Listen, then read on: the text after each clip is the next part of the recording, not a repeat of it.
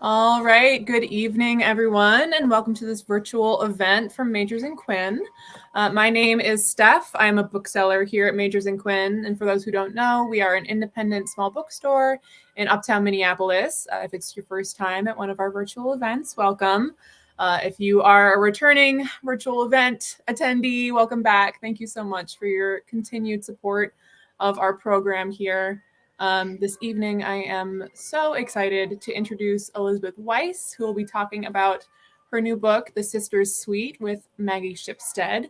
And before we get into the event, just a couple of housekeeping items. First of all, please sound off in the chat. Let us know where you are watching from. We love to see, kind of the broader reach of these online events. And then also in the chat, if you post any questions that you have for Elizabeth or Maggie throughout the event, we'll have time for about a quick 15-minute Q&A at the end. So throw those in there and they will get answered at a later time. And also, I will be throwing the link to the book and our website into the chat just in a few moments. So if you would like to support Elizabeth Weiss, who is an incredible local author, or us, a small independent bookstore, we so appreciate it. And you can purchase the book on our site.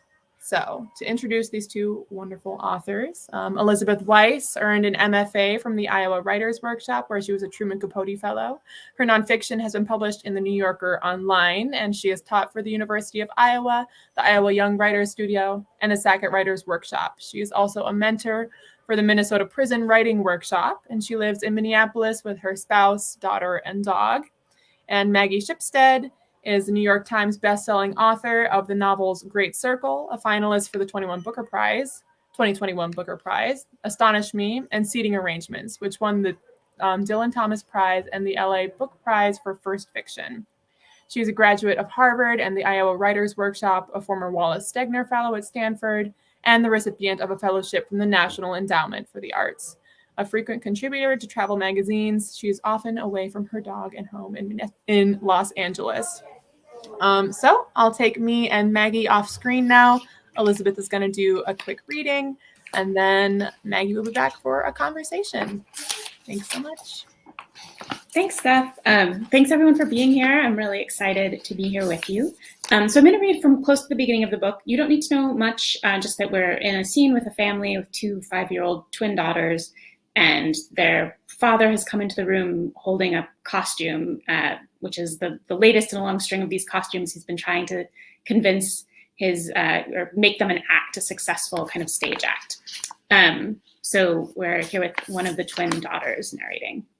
I sighed again, a little louder this time, but Josie's eyes were fixed on Daddy, her spoon gripped tightly in her fist. Daddy draped the costume over his arm delicately, as if he were handling a fine French frock, though this garment, a corset-like contraption with open sides, was obviously improvised. Buckles lined both edges of the back panel, matched on the front by short belts. It took me a moment to recognize that the garment was double-wide. Its two neck holes were separated by a strip of canvas. Mama tapped a little ash from her cigarette into a tin can on the narrow counter and looked at him as if to say, well?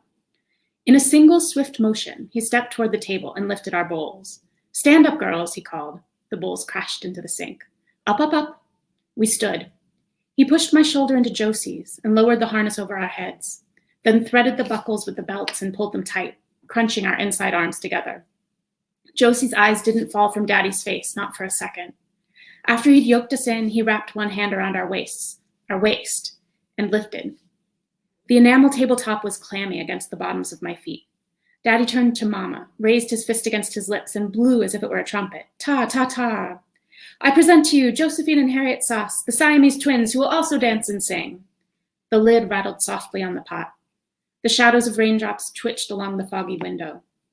The harness crushed my armpit so tightly against my ribs that I could feel my arms so tightly against my ribs that I could feel my heartbeat in my armpit. I worried Josie could feel it too, that it was communicating to her the fact of my fear. All year she had been alert to my fear. In hallways before auditions, she would sometimes pinch me from wrist to elbow to distract me, she said, but she couldn't do that now, any more than Mama could lean over and whisper in my ear, "Big girls don't cry, Harriet." Daddy's explanation came tumbling out. He'd been to the library, he said, and history proved his case. Chang and Ang, the two-headed nightingale, the Chalkhurst sisters. Twins were a dime a dozen, Daddy said. We were pretty girls, maybe we could carry a tune, but that didn't make us special. A long groove formed between Mama's eyebrows. She kneaded her bad hip with her fist, as she often did when she was thinking something through. Josie was smiling wildly, theatrically. I felt the stirring of a powerful desire to perform, and I knew that it had been Josie's desire first, that she'd passed it to me. As far back as I could remember, we'd been able to do that, pass things back and forth, thoughts and feelings and dreams. Sometimes, when Mama wasn't listening, instead of telling us stories about our forebears, Daddy would tell us stories about ourselves as babies, which dipped into a period of family history I knew we were not supposed to discuss, but which I loved nevertheless for the proof they offered of our twinnedness. How, in the cradle, Josie and I had babbled in a language of our own invention. How our teeth had come in at the same time, all in the same order. He flicked his wrist at Mama, his cheeks starting to pink. Her silence always flustered him. Of silence, Mama was a virtuoso, every variety of discontent expressed in a quiet of its own key. If rehearsal went poorly or dinner burned, she stamped around the kitchen, cleaning roughly, her silence an interior stir that drew in any part of herself on which our blame or disappointment might otherwise hitch. If one of us hurt her feelings, she signaled her unforgivingness, and she had a great capacity for unforgivingness, with a silence like a block of ice, still and cold and slow to thaw. Even at the best of times, there was something brisk and stiff in Mama, as if happiness were palatable only as long as no one suspected you might be feeling it. You'll come up with something, a name. He turned to us, his gaze pressing, urgent, as if he were willing us to understand something crucial. Show your mother, girls. She nodded. Josie stepped to the left, the opening move from Coffee and Cream, a song Mama had written for us. For a split second, the harness tugged against my ribs, but then I was moving with Josie, singing with her. At first, my inside arm wanted to stretch, but after a moment, her left arm was my left arm, and my right arm belonged as much to her as to me. The cat's got his cradle, the fish has the sea. I've got my sister's got me. We swung to the left, Josie's hip a hip for both of us, and we swung to the right. Our bare feet pounded the tabletop. I was sure of the choreography as I'd never been at an audition. It was as if the harness had granted me a share of Josie's muscles, as if the breath beneath my voice were pouring from her lungs as well as my own. We go together, we sang the last line, our voices billowing in the snug kitchen, like Coffee and Cream. We stood on our inside toes, lifted our outside feet in perfect unison, and then I pushed off and we began to spin. When we came back around to the front, our inside feet crossed. We pointed our outside feet, beaming at Mama and Daddy, and reached high into the air, our outside hands spreading open like starfish, our rib cages knocking our inside arms together as we caught our breath. Daddy clapped and shouted brava. From the apartment below, there came a shout, followed by the sound of a broom handle pounding the ceiling, but I couldn't stop smiling. Mama studied us, her expression perfectly calm, a shudder against whatever roiled within. After several seconds, she pronounced her verdict. Okay, Lenny. Okay, I'll stop there. Oh, thank you so much. It's so fun to hear it in your voice, and it's, kind of refamiliarizing myself with the book for this reminded me what a pleasure it was to read. It was one of those pandemic reading experiences where every evening I was like, oh, thank goodness I can get in bed and read more of this book and Thanks, Maggie. be with these characters. Yeah.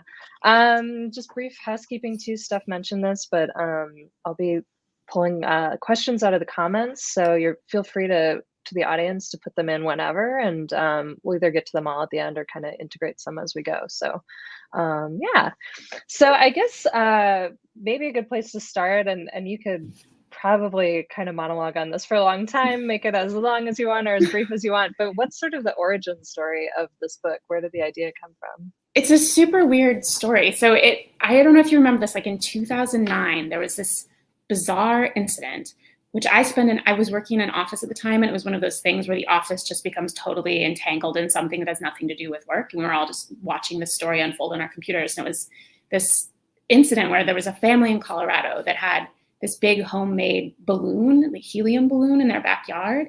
And it became untethered and drifted off. And then they couldn't find their 6-year-old son. Yes. And for hours, people thought this little boy had gone up in the balloon. And it was terrifying. And there was this huge search and rescue operation. All of these, I think the National Guard was called in. It became this huge thing. And then after many hours of searching, he was found hiding in the attic. And but then the story got weirder when they went on like a news show, and I think it was CNN, and it was like Wolf Blitzer asked, why didn't you come when you heard people calling? And he said something like, my dad said we did this for a show.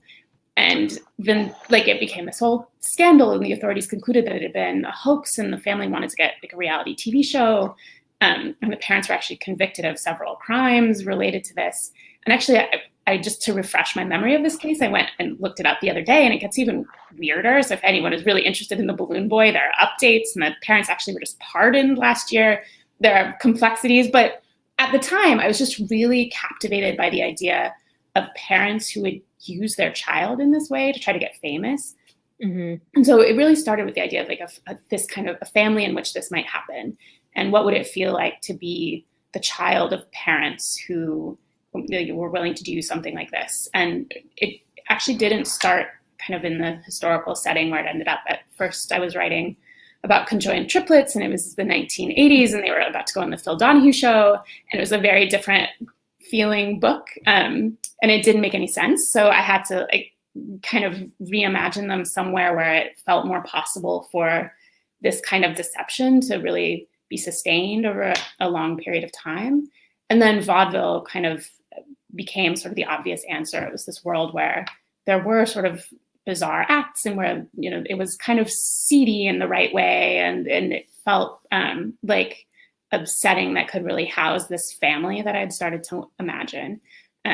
So yeah, that was the first seed of it, was the balloon boy, and then I found my way to vaudeville, and it sort of blossomed from there. Oh, interesting. And did you find that process of sort of, I don't know, having different ideas sort of built around this core fascination, was that unnerving for you? Like, I think sometimes, you know, you have sort of a rigid initial idea for a book or a story or something, and then when you sort of hit the dead end, I think a lot of writers would just throw the whole thing away. So what do you think it was that just sort of kept you sort of chipping Yeah. at it and seeing it in new ways? I don't know. Sometimes I think at various points in time I have thought, why didn't I just throw this away? I think it was true that I was writing this book, but I was also learning how to write a book, and that just took me a very long time. And I think maybe I was also like growing up in a way, like in a kind of belated way, but like I just needed to like live through some years to finish writing a novel, I think. And so that process of sort of like coming to that dead end, which happened repeatedly, like I kept, you know, finding the thing kind of fundamentally broken and then having to start over. I think I was just kind of cramming a lot of different processes into the drafting of this novel, which took me like it took me a decade to finish the book. And so I mean, one thing that's true is I think I wrote this book 3 times in that decade, and there were 3 very different books. And it was just, I think for another writer, that experience might have been like, these are the 3 books I wrote, and then this is the one that I finally finished. And they just happened to all be the same book for me. And I'm not sure why that is. I think maybe it was in part, like I'm a really excellent quitter. I've quit many things in my life, and writing is the only hard thing that I haven't quit. And I think maybe at some level I had to stick with this book, because otherwise I would never have believed that I could finish a book. Like it was something about my own psychology required that I finish this book, which meant that all of that work that I might have done on several different manuscripts ended up being this idea. Yeah. That's so interesting. I mean, it's true. The process of learning to write a novel is brutal, because you have to sort of write a novel to do it. Really, I think kind of end to end. Like writing a bunch of novel fragments doesn't accomplish the same thing, but that means it's like the slowest thing in the world to get any practice at. So what was your sort of trajectory in becoming a writer? Like, was this something you always wanted to do, or how did you, and then I know you went to Iowa, like what drew you to the MFA and that sort of thing? I always wrote. When I was a little child, I wrote stories, like many of us do. But I think my dream for most of my childhood was to be an actor, and like that was wrong. But it was my dream for many years into my early 20s. And I didn't really get serious about writing until I graduated from college, and I had moved to New York, and I was working in finance, which was an unexpected development in my life. And I worked at this firm that just happened to hire a lot of people with interesting creative backgrounds, and a lot of them were writers. And this was always something that I did and was kind of curious about, but I wasn't really serious about it. But I think I was kind of in the company of a lot of interesting writers. And I just started, I think, reading in a more serious way at that point in my life. And then, yeah, I just started focusing on writing as it became clear that that was a thing that I felt kind of compelled to do. And yeah, I think so you would write, you would come home from work and write, or you or I would take a sick day and write. But yes, and I started taking classes at the Sackett Street writing workshop in New York, which was a great place for me to kind of get my feet wet. And yeah, just I think I knew that I needed to make some kind of dramatic break from the life I was living in order to really give writing a shot. And that's why I applied to grad school. And then Iowa was this kind of amazing turning point in my life. Like, it was just a truly lovely experience. And that time was so precious. And I learned so much from my teachers and from my classmates. And then just Iowa City itself is I'm sure you found this too, it's just such an amazing place to be a writer. I think, like, especially like a young writer who's sort of figuring out how to be a writer. I don't know, it was like a place where I could really become that version of myself that I needed to become, I guess. And yeah, so and I ended up sticking around in Iowa for many years after the workshop because it remained a really lovely place to be writing. And kind of I was adjuncting and working a lot of random little jobs, and it was just a place where you could sort of assemble a life in which you could keep writing. So yeah, it was a really kind of special place and time. And yeah, it has like a funny feeling about it. I think something about just being surrounded with like 4 states worth of cornfields. You really do feel like you're in like a biosphere or something. Totally. Yeah, you're protected from something. Yeah. And so when you got to Iowa, was that in the 10 years you were drafting this book? It was. I started it right before I came to Iowa. So I was still working this finance job and living in New York. And I wrote that early draft with the conjoined triplets and the Phil Donahue. And then I wrote like a little bit into the vaudeville version. And that was mostly what I worked on in grad school, though I wrote some short stories and spent some time on other projects. But yeah, that was a project I brought with me. This is a hard question to answer, but can you sort of, when you think about what you got from Iowa, I mean, like, I know the time and space is the big thing, but did you like the workshop environment? What were some of sort of the specific lessons you took out of that?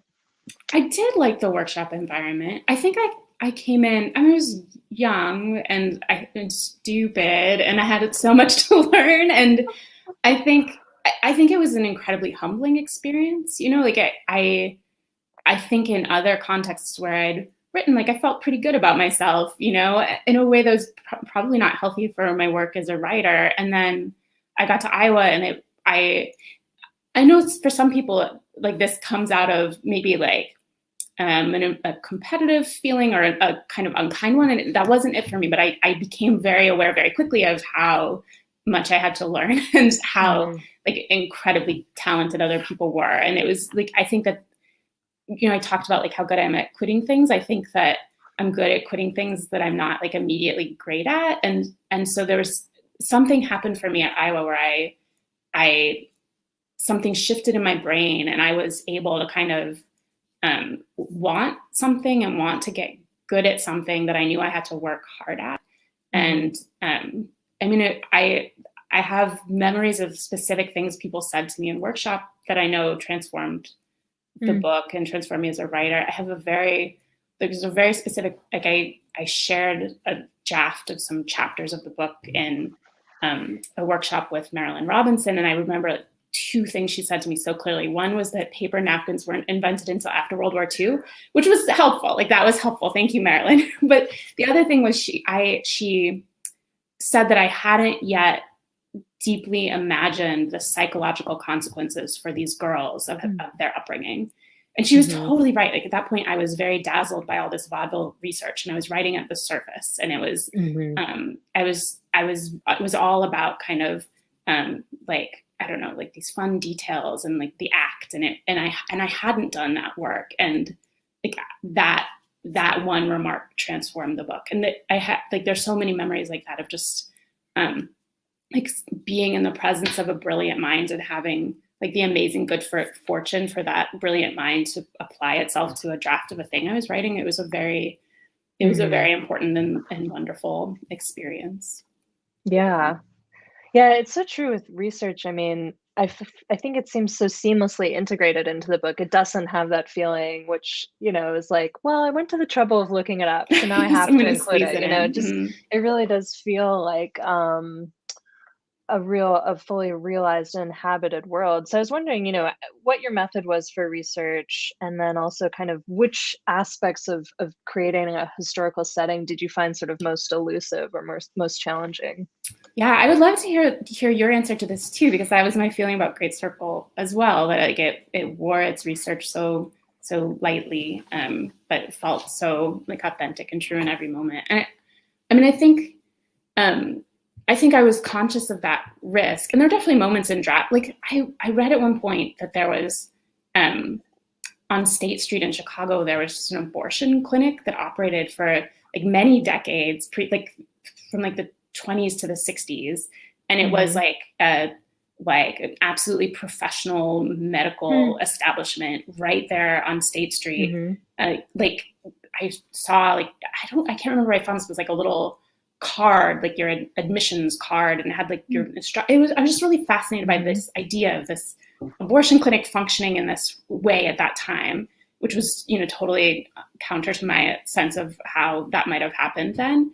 And I kept trying, like there were many drafts in which I kept trying to like fit that detail in because I was just totally intoxicated by it. And I think it, like in the end that someone does mention it, I couldn't quite shake it. But there were things that I worked through in drafts where it was just like, okay, this is like very clearly like I'm just like charmed by this detail or fascinated by this detail, and it needs to go, and kind of like cleaning things up in that way. But I think in general, like my approach was to sort of try to kind of do research, equip myself with those details of kind of what daily life would be like, equip my imagination so that I could kind of put the research down and then just move into the writing and work from my imagination and have enough kind of sense in my own mind of like what it would be like to be a person in these rooms, in these clothes, and eating this food, that I could just write through the scene and like pluck the details I needed and not feel like my research notes were anywhere near that work. Like it was just somewhere deep in my memory. So I don't know, what was your, I'm curious to hear about how you think about this problem. Oh man, it was a nightmare. I really did it as I went. Like I never could quite, I guess to a degree I would do what you're describing, but then I would almost immediately bump up against something where I'd be like, well, would they have electric lights in this place in this time? And then, I feel like those questions, the sort of general, just like in a way, lifestyle questions are the hardest to answer. And I would end up, reading novels from the era or reading memoirs or something like that, trying to figure it out. But the thing is, when people are writing in their own time, they don't know which details will be the era establishing details that will need there, and I think that's why so many books, something said in the 80s, it's like, she grabbed her trapper keeper and put his in her hair. It's all these things that like living it, you wouldn't really be like, oh, these are really establishing, that it's 1984. But it's an ongoing challenge for sure. Something I found really useful were newspapers. So I just like got a newspapers.com subscription, and I would just go and read through newspapers, like the Chicago Tribune, and I found advertising really helpful. Like just like figuring out like the stuff that would be in people's houses. Like that was really useful, and just sort of the concerns of the day, like not like the big headlines, but just like the kind of quirkier, more local kinds of news items, those felt really helpful. Sometimes even just like the weather, like I would feel stuck in a scene, and then I'd be like, okay, it's a Tuesday in March in 1931. Like, let me just decide which Tuesday it is. And I would go and look at the weather, and that would kind of free something up. So just finding some little detail that could ground me in a moment in the period, would sometimes be enough to kind of help me feel, I don't know, released from that question of like, am I getting it right? Like, is this thing invented yet? Like all of those kinds of worries that chase you when you're trying to just work in your imagination and in a period. Yeah. I remember having sort of an epiphany when I was in high school and I was taking AP Latin and we were reading the Aeneid in Latin. And there's this section where Dido is sort of fantasizing about having Aeneas's baby and hearing the little, like literally in Latin, like the pitter patter of little feet through the palace hall. And I was like, oh, people have always had the sort of same, like souls that would be recognizable to us. And I think sometimes the temptation with writing something set in a different era is to make people sort of completely different. But I felt that the characters in your book seem really like of their era, but also recognizable as human. You mentioned that you had initially wanted to be an actor. I think there's so much in this book about performance and so much about duality and doubling. I wonder if you talk a little bit about your thoughts about performance, and also even if you feel like writing a novel is a performance in a way. Yeah, when I think about the time in my life when I did perform, I remember just like total self-consciousness, like total panic. Like I was ultimately not a comfortable performer. I would get awful stage fright. But I was still drawn to it for some reason. Like I wanted to do it. And then I had to do it. And it was terrible, and I would be like crying and throwing up in anticipation of doing it. And then it was like, I finally realized I didn't have to do it, and that was kind of marvelous. But I think there was something like I was drawn to some kind of act of making something of connecting to my imagination in some way that maybe like writing was a better answer for eventually. So I think I never really felt like when I imagine a performance by someone for whom that is like their gift. And I think I can imagine something that feels like what I feel like when writing is going really well, like on those rare occasions when it's just this kind of sublime experience of like you're just moving through it in this kind of seamless way, and you feel kind of a focus and a lightness at the same time that it feels to me like childhood play, really, like just the experience of completely giving yourself over to this creative act. And I think that's what I was reaching for in my young child acting days, but never quite happened, or happened like very, very rarely, and sort of in spite of me, not because of anything I was doing. And I think it's something that can sometimes happen for me in writing. And maybe it happens like often enough in writing compared to acting that it feels like the thing that was, worth not quitting, even when it was hard. But yeah, I mean, there's something about those experiences intellectually and emotionally and creatively that has some sort of, they live in the same world for me somehow. But then they are quite different, and writing is the one that's stuck. Yeah. I wonder, do you think this is true? I felt like the Siamese Twins act meant something so different to Harriet and Josie. I was wondering if you could talk a little bit about that, just sort of this initial kind of schism that happens between these sisters. Yeah, I think that's true. I think there's a true bond between these sisters. The love between them is real, and there's a real kind of intimacy between them. And for Harriet, I think the act is sort of a deepening of that intimacy, and there's a rightness to it. It feels like an extension of kind of what feels true in her heart about her relationship with her sister, that they really are. They are this close, and they are kind of two halves of one whole. And Josie understands herself as an individual sooner than Harriet does. And I think she's savvier about what's wrong with the situation in which they're being raised. And she's also ambitious and talented, and recognizes about herself that she is going to do something bigger on her own.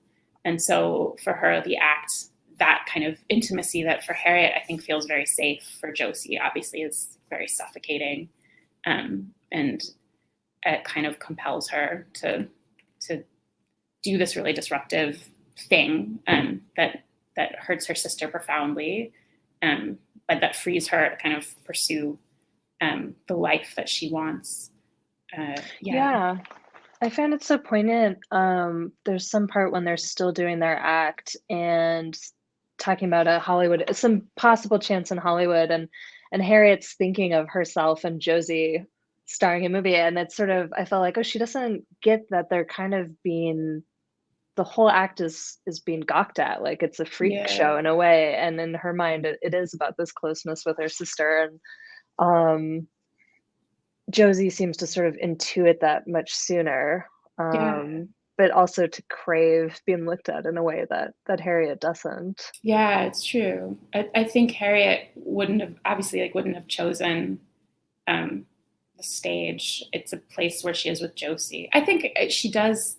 Like I do think in writing Harriet, I was drawing on like the pleasant experiences I had, and like being good enough to have like an okay time in a show. Like that's a thing I felt. Like it's a thing I often felt, and it there's a kind of like pleasant enough feeling that can kind of keep you going at something for a long time, maybe well past the point where it would be reasonable to quit. That I think she feels, and she's not terrible. She's good enough. She's good enough to like, make something happen for herself if she really wants to. And I think that realization is important to her later when she sort of has a second chance at being on stage, and she realizes she can do it, but then being able to sort of reject it as a more fully formed person seems really important to her. I think that's right, for sure. I had my first boyfriend in college was a really gifted opera singer, and he'd done the Juilliard pre-college thing. And one time we were talking about, or my mom asked him, I think, like, well, what do you like about singing? And he's like, well, right before I go on stage, like my stomach's all full of like tension and it feels amazing. And I was like, wait a minute, like you're describing a horrible feeling. And he was like, no, it's fantastic feeling. And I was like, oh, this is the difference between a performer and someone who would rather die than be in a play. Yeah, absolutely. This is something I realized about exercising some years ago. I was like, well, I just can't exercise because it makes me feel physically bad. And then I realized that people who exercise also feel all the same pain and discomfort that makes me not do it, but they do it anyway. I don't know. Different strokes. Yeah.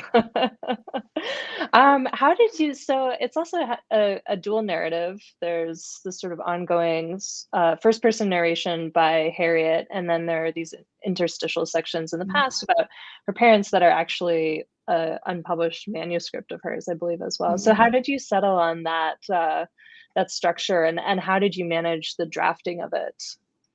Yeah, I think I felt very stuck in the first person in this book. I think writing in the first person is awful, but I couldn't figure out how not to do it. Like I tried to write this story in the third person, I find it like it's limited in this way.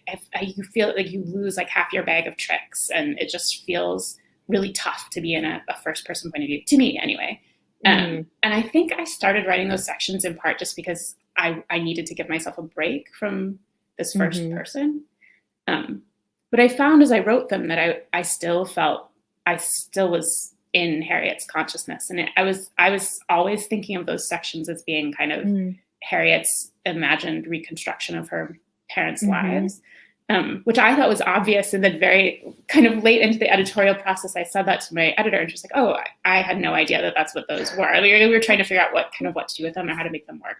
And that's the point at which they became kind of this manuscript, and I sort of like literalized that process. But I think they probably started as a way for me to learn something about the book that I wasn't figuring out in the first person, and just to give myself a kind of freedom in my writing life that I wasn't feeling in that first person.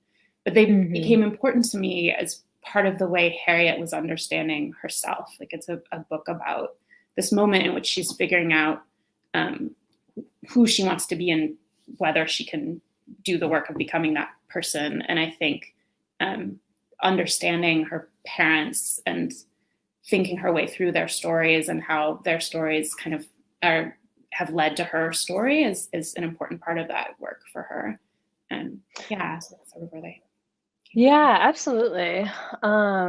And I think there is, I alluded to this a little bit earlier, but I think, there's so much doubling within this book. There's the Mhm. doubling of the narratives, there's the doubling of the sisters. Even sort of characters like Lenny and Eugene, I think, are Mhm. almost doubles of each other.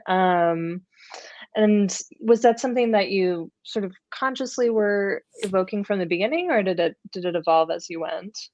It evolved and became more conscious as I went. So Harriet's mother also has a sister who appears in the Hmm. novel, and she also has a friend who is kind of an important figure for her. And Harriet Hmm. eventually has such a friend as well. And like um, I think those things all sort of emerged organically, and then at a certain point in the process, I was like, oh, I see.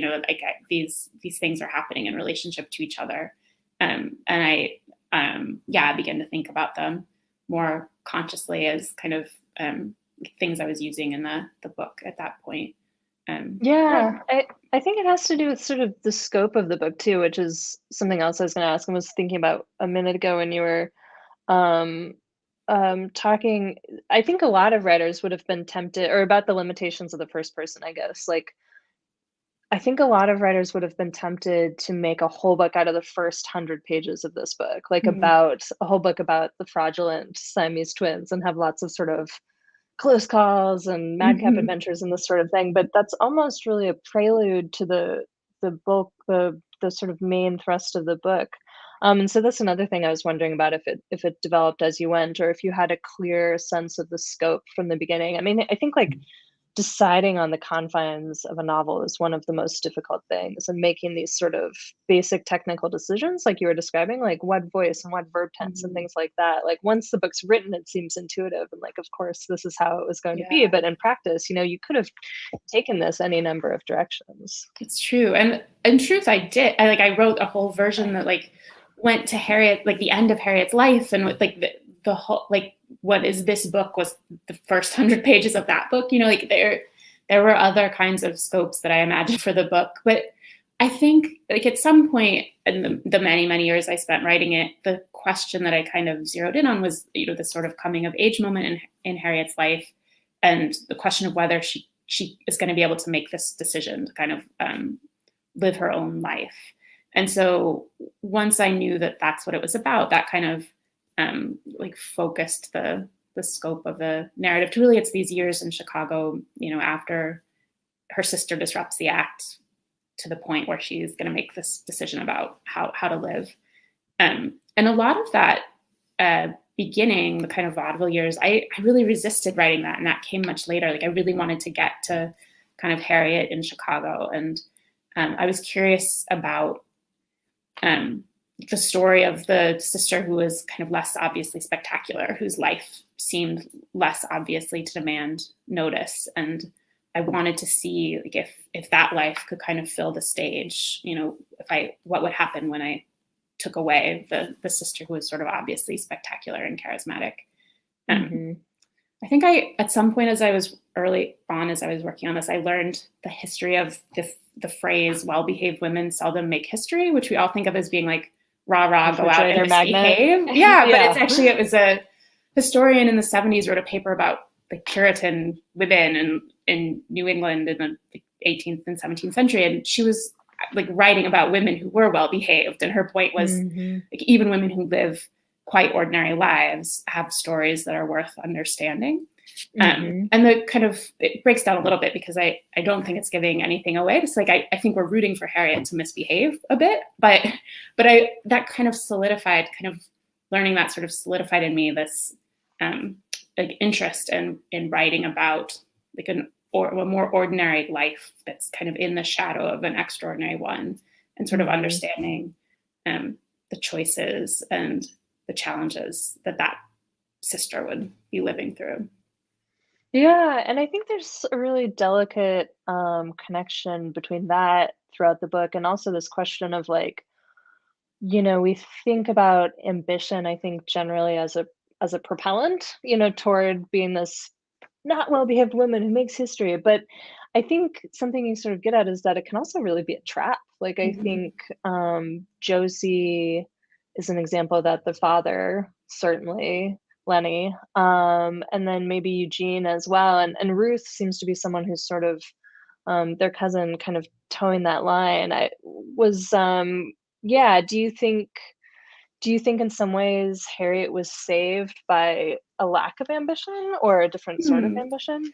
That's interesting. I mean, I think Harriet's ambition exists, but it is different. Like she doesn't kind of, I think each of these characters is sort of pursuing an ambition that's kind of ill-fated. Like they want things that they can't have because either because the things they want are hard, or because the things they want sort of aren't available to them because of who they are in this moment. Like Lenny kind of is a character who, like I love dearly, and he really breaks my heart. And I think it's there's like a very obvious kind of group of characters, like female characters in the book who are living within kind of limits that kind of relate to their gender. But Lenny is also constrained by his gender. I think like the heartbreak of Lenny for me is that he can't live the life that maybe he was meant to live, because it's for that reason as well. And it's, I do think a lot of these characters are kind of bumping up into kind of the realistic limits, so that kind of, get in the way of sort of extravagant dreams. And it's true, Harriet doesn't dream in that way.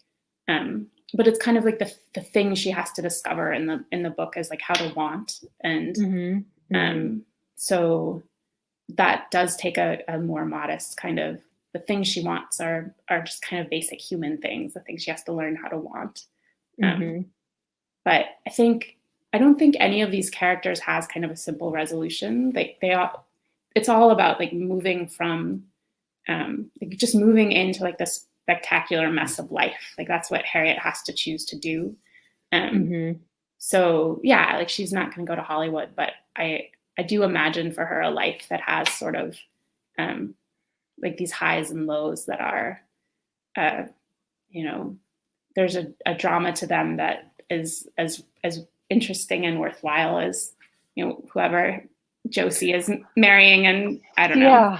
Yeah, I think by the time Harriet's kind of ready to make her leap, she's become this fully formed person, or enough of a formed person, not fully formed, that she's sort of equipped for those highs and lows, whereas Josie sort of being forced into it in a way when she's so young. She's in some ways kind of the quintessential Hollywood actress of that era, in the way we think of them, kind of both shrewd and a little bit of a mark. Totally, yeah. Did you, so in all your research of vaudeville and Hollywood and things like that, you must have learned quite a bit about stage parents, which the parents Maud and Lenny in the book are sort of de facto. What are some of your thoughts and feelings about stage parents? Oh, that's an interesting question. I was struck by, I would sometimes read about these vaudeville stage parents. I don't remember if it was like George M. Cohan's parents. Like they would be very sweet. I would be like sort of surprised to find that it wasn't like Mama Rose or whatever all the time. Like there are these like thoughtful, kind parents who were very interested in making sure their children received a proper backstage education. And maybe it wasn't George M. Cohan. Like maybe like there's some terrible story that I'm forgetting. But it was like someone famous. And then I was struck by like how wholesome the family's backstage life seemed. But yeah, obviously it is like a kind of figure that exists in this world, a sort of archetype. I think with Maud, with Harriet and Josie's mother in particular, I wanted to construct a stage mother who, like she's kind of a reluctant stage mother, and the way she is, her ambitions are kind of flowing through her daughters. I think I wanted to write that in a way that felt maybe it avoided some of the conventions of the type. But yeah, it is kind of just like a classic figure in like theater stories. So yeah, it was sort of fun to play so with. Thorny, and often with their practicalities too. I think for a lot of people, especially in this era, well, and later even still, some of it's about making money. Like they need money. They have a talented kid, right? And then that sort of line of exploitation can kind of move around and be very specific to different situations. Yeah, totally. And always sometimes, you know, the parents sort of thwarted ambitions, as Maud has been by this accident, which is a complicated issue for her marriage too. So I Sure. thought that was Yeah. all really beautifully done. Um, it's 5:45. So we're definitely open up for questions. I'm going to ask one that Jorge has given us, which is, what are some of the major obstacles, fears, and or anxieties you both had researching history and translating the history into fiction? Fears Hmm. and anxieties of researching and translating. I mean, I'm terrified of the email. Like, if a proper historian reads this book, I'm going to get some emails. I'm conscious of at least one uh, kind of fudging of some facts about dance history. Like, I let the kick line be invented a few years before it was invented, and I had shifted some things around. And at one point, the kick line happened at an appropriate point in history, and then it was a few years earlier. And I was just like, I'm just going to leave. You know, it's fine. Like, they're just doing. It's an early prototype. It's going to be okay. But I think a real stickler for dance history would find it unacceptable. But yeah, it was. I definitely have. I think what I want the history in the book to do is to create kind of an atmosphere that feels plausible to the reader. I want the reader not to think about the history, because the history is kind of dealt with in a way that just feels like reality. So my goal was to kind of do enough research and get it right enough that there wouldn't be any error that would kind of break people out of the spell of it. But I'm not a historian, and I'm sure there are errors, and I do feel anxiety about those being discovered and pointed out to me. I don't know. What is your feeling? Yeah, same, especially with Great Circle having so much about aviation, and I'm not a pilot, and that's an area of history that has a great many experts down to the smallest details. So some of it was about also trying to sort of not fudge the details, but think about whether details were really necessary. Like sometimes I'd go down this rabbit hole of like, you know, some specific physical object or something, and then I'd be like, it doesn't, like, I can Yeah. just leave it out. I talked to a writer not too long ago, and she had written both novels and nonfiction, and she made the point that if you're writing nonfiction, you can say the army camped by the river. But if you're writing fiction about an army camping by a river, you have to be like, how many of them were there? What kind of river? Where did they eat? Where Yeah. did they go to the bathroom? Like, what was the whole layout? And like, there's in some ways a more sort of scenic understanding that you have to find your way to. And yeah, I think some of the things we talked about earlier, just not wanting to be boring, but not wanting to be sort of, oh, it doesn't matter. Like, I'm this Yeah. really pedantic reader of other people's work. And so I did work really hard to sort of be on Yeah. alert for mistakes. But as you say, it's a really tall order to get absolutely Yeah. everything right. There's definitely one point at which I could not figure out whether a dress would be fastened with a zipper or buttons. And I worked so hard to try to figure out whether it would be zipper or buttons. And then eventually I realized I could just write the sentence so that I did not have to say what it was fastened with. And there Yeah. are many moments like that. But just Yeah. free yourself from this. This is not important. Yeah, nobody's gonna be like, but was it buttons or a Yeah. zipper? Okay. Right. Yeah, it's such a difficult thing about writing fiction is sort of projecting yourself unconsciously, generally, into the mind of the reader and understanding what's necessary and what's not. Yeah. Um, um, so continue sending your questions. Another um sort of theme I thought of the book was about kind of different versions of romantic love, some being sort of ill-advised when you're swept away by passion, and others being sort of more pragmatic partnerships. Was that, I mean, when you, it's a novel, I think it's unusual in some ways when a novel is not a love story, and I suppose I would say this novel is not a love story, and yet it is. There's plenty of love in it and relationships in it. Was that something you thought about? Were you tempted to create a more long line love story in it, or was kind of the central love story, do you think of it as being Maud and Lenny maybe? I think Maud and Lenny have a love story that feels like it's kind of a fairy tale at certain stages and then very much not. I think for Harriet, the love story is a friendship story, and the novel kind of follows her through other relationships that in a lot of ways are preparing her to be a good friend. And I think she has kind of romantic experiences and sexual experiences that help her kind of get to know herself in a way that kind of allows her it's really ultimately the relationship that is most significant to her in the book is a friendship.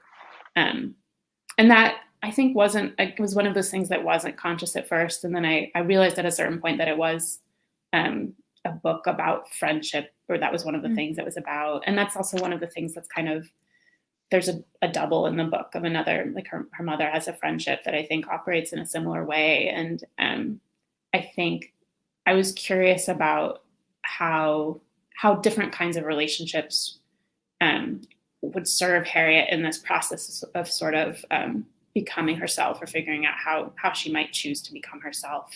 But in the end, I do think it's a friendship and not a romantic relationship that's crucial for her.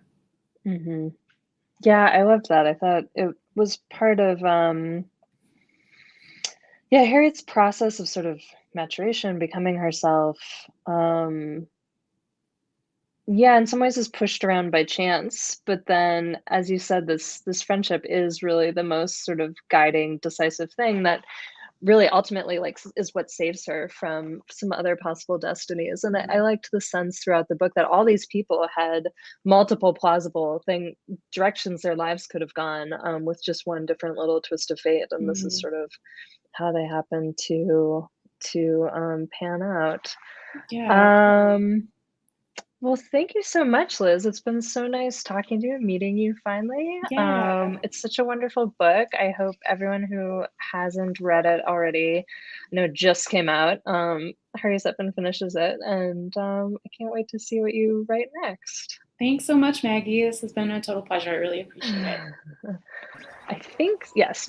Yeah, thank you both so much for this wonderful conversation. It's been just such a pleasure to sit here and listen to you talk about both of your processes in this novel, which sounds incredible.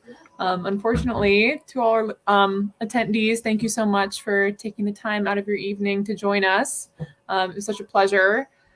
We will, if you didn't catch the entire event, or if you know somebody who wanted to watch but missed it, this will be up on our YouTube and Facebook pages.